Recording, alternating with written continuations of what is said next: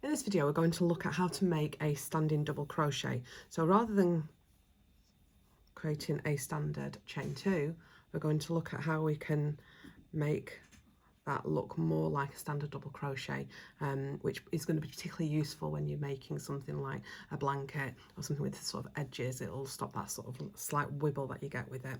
So to start a standing double crochet, we're going to make a chain and we're going to make a normal single crochet. Okay, so there we have a single crochet. Then what we're going to do is we're going to place the hook into the left hand side of that stitch. So when we look at it, you've got the two sections of the V. We're going to go into the left hand side. We're going to yarn over and draw that yarn through, so that leaves us with two loops on the hook again. Then we're going to yarn over and we're going to pull that through as if we're completing a second single crochet, and that gives us the standing double crochet.